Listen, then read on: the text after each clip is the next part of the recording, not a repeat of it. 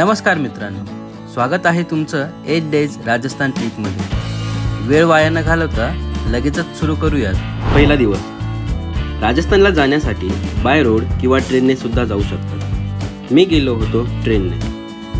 BDTS Jaipur superfast express असं ट्रेनचं नाव आहे, जी बँड्रा टर्मिनल्सवरून 5 वाजता निघते आणि जयपूरला दुसऱ्या दिवशी सकाळी 10 पर्यंत पोहोचते। दुसरा दिवस। जयपूरला आल्यावर हॉटेलला चेक इन करा आणि थोडा वेळ आराम करा। आराम झाला की सरळ निघायचं अमेर फोर्टच्या दिशेने।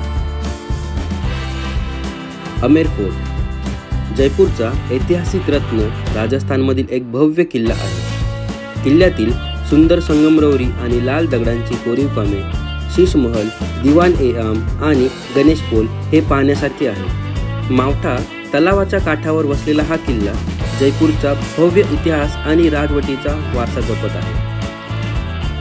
अमेर फोर्ट फिरून झालं की नहारगडच्या दिशेने निघायचे। मोस्टली नहारगडला संध्याकाळची किंवा रात्रीची वेळ निवडा, कारण नहारगडवरून दिसणारा नजारा हा तुम्हाला एक अविस्मरणीय क्षण देऊन जातो। जयपूर शहराच्या उत्तरेकडील अरवली पर्वत रांगेत वसलेला हा किल्ला रात्रीच्या वेळी चमचमत्या दिव्यांनी सजलेल्या जयपूर शहराचा अप्रतिम नजारा दाखवतो। इथून पाहताना शहराची रस्ते, बिल्डिंग आणि बाजारपेठा सोनेरी प्रकाशात चमकत असल्यासारखा दिसतात। थंडगार वाऱ्याचा स्पर्श आणि शांत वातावरण यामुळे किल्ल्यावरील रात्रीची वेळ खूपच जास्त रम्य वाटते। नहारगड फिरून झालं की आपल्याला जायचं आहे ते जलमहल बघायला। तलावाच्या शांत पाण्यात तरंगत असलेला ह्या महालाचे सौंदर्य जयपूरचे एक मुख्य आकर्षण आहे। इथे जाण्यासाठी सकाळची किंवा दुपारची वेळ निवडा, म्हणजे तुम्हाला महाल डोळे भरून बघता येईल। तिसरा दिवस। सकाळी लवकर उठून जयपूरच्या मुख्य आकर्षण असलेल्या सिटी पॅलेस, हवा महल आणि जंतर मंतरला भेट द्या। तिघेही जागा जवळजवळ असल्याने तुम्ही तिथे पायीही जाऊ शकता। सिटी पॅलेस जयपूर शहराच्या मध्यभागी स्थित राजस्थानच्या ऐतिहासिक आणि सांस्कृतिक समृद्धीचे प्रतीक आहे। सिटी पॅलेसमध्ये विविध महाल, अंगणे, उद्याने, संग्रहालय आणि चित्रकला असलेली आकर्षक खोली आहे। या परिसरातील चंद्रमहल, मोती महल आणि दिवान-ए-आम सारखी इमारती पाहण्यासारख्या आहेत। महालांच्या आकर्षक रचनामध्ये सुंदर काचेचे काम, रंगीबेरंगी भिंतीचित्रे आणि राजवाड्याचा ठसा जाणवतो। तिथूनच 500 मीटर अंतरावर असलेला हवा महल या ठिकाणी जा। हवा महल जयपूरचा प्रसिद्ध स्मारक आणि आकर्षक वास्तुशिल्प आहे। हवा महलची रचना मधमाशींच्या घरट्यासारखी आहे। त्याला 95 खिडक्यांचे आकर्षक जाळे आहे, ज्यामुळे इथे येणारा वारा महालाच्या आत वळण घेत जातो आणि त्याच कारणामुळे याला हवा महल असे म्हणून ओळखले जाते। तिथून लगेचच तुम्ही जंतर मंतर बघण्यासाठी जाऊ शकता, जे की युनेस्कोने घोषित स्थळांपैकी एक आहे। ही वेधशाळा खगोलशास्त्र आणि वास्तुशास्त्र यांचा एक सुंदर संगम आहे। जंतर मंतरमध्ये सूर्याची स्थिती, वेळ आणि ग्रहांचे स्थान मोजण्यासाठी तयार केलेली 19 भव्य साधने आहेत। नंतर रस्त्यात असलेल्या पत्रिका गेटला आपण भेट देऊ शकतो। पत्रिका गेटची रचना जयपूरच्या स्थापत्य शैलीचा उत्कृष्ट नमुना आहे, ज्यावर राजस्थानच्या विविध भागांची संस्कृती आणि इतिहास यांची झलक दिसते। गेटवरील कोरीव काम, भित्तिचित्रे आणि रंगीबेरंगी कलाकुसर पर्यटकांना मंत्रमुग्ध करते। फोटोसाठी खास आकर्षण असलेल्या या गेटमुळे जयपूरला पिंक सिटी म्हणून घेण्याचा सन्मान अधिकच ठळकपणे दिसून येतो। जयपूर फिरून झालं की तिथून 151 किलोमीटर असलेला पुष्करमध्ये आपल्याला जायचे आहे। पुष्कर हे शहर भगवान ब्रह्माच्या मंदिरासाठी प्रसिद्ध आहे। ते भारतातील एकमेव ब्रह्म मंदिर म्हणून मानले जाते।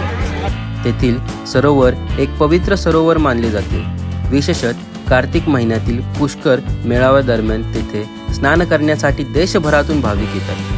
जर तुम्ही राजस्थानमध्ये शॉपिंग करण्याचा विचार करत असाल तर पुष्कर मार्केटमध्ये करू शकतात। माझ्या मते राजस्थान ट्रिपमधील सर्वात स्वस्त असलेल्या शॉपिंग मार्केट हेच। आणि हो, पुष्करमध्ये जाऊन मालपुवा खायला विसरू नका।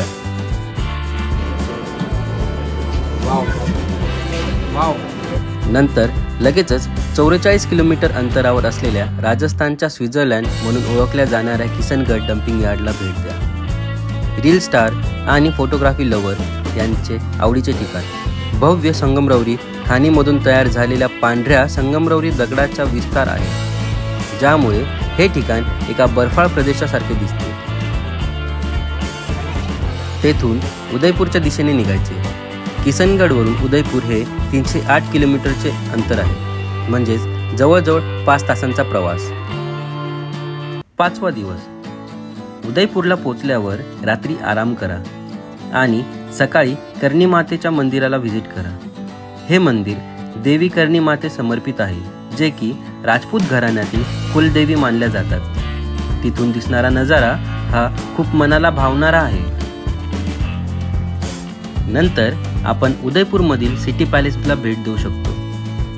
उदयपूरचे सिटी पॅलेस हा राजस्थानमधील सर्वात भव्य आणि सुंदर राजवाड्यांपैकी एक आहे.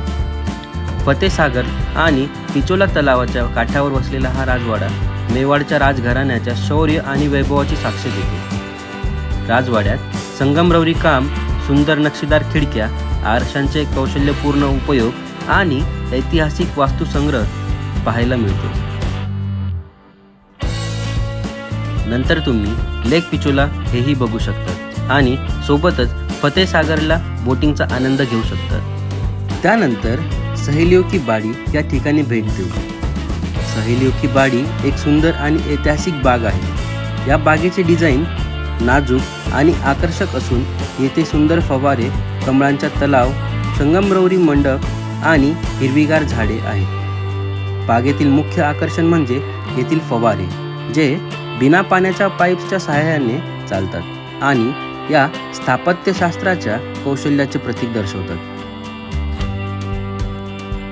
उदयपूरवरून जैसलमेरच्या दिशेने निघायचे, जे की 545 किलोमीटर आहे. जवळजवळ 10 तासांचा प्रवास. 6वा दिवस. राजस्थानच्या ट्रिपमधील एक ॲडव्हेंचरने भरपूर असलेल्या अशा ठिकाणी जाण्याची वेळ आली आहे. जैसलमेर म्हणजेच सोन्याचे शहर.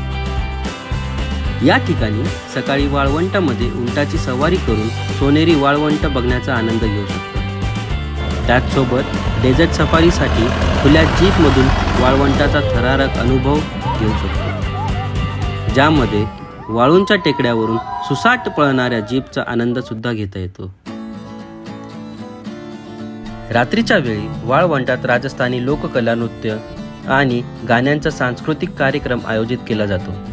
घुमर आणि कालबेलिया नृत्याच्या लयबद्ध हालचाली, पारंपरिक वाद्यसंगीत आणि लोककथांनी भरलेला माहोल पर्यटकांच्या हृदयात कायमस्वरूपी घर करतो.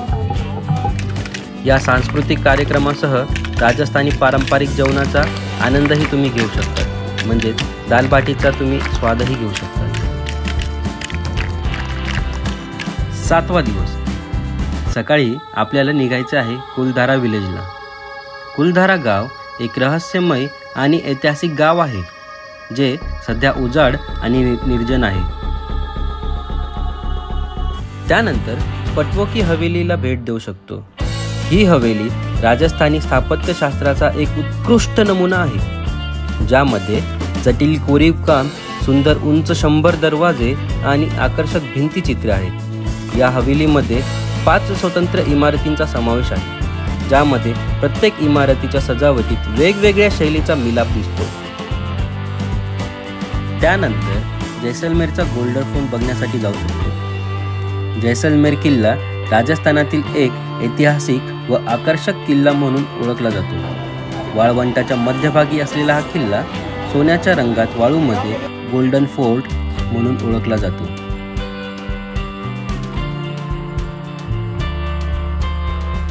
तिथूनच जवळ असलेल्या गडीसागर लेकला भेट देऊन जैसलमेरला मनापासून नमस्कार करून आपल्याला निघायचे आहे जोधपूरच्या दिशेने.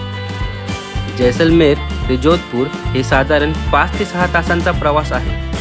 8वा दिवस. जोधपूरमधील 2 मुख्य पर्यटन स्थळे आपण बघू शकता. त्यातलेच एक मेहरणगड फोर्ट आहे.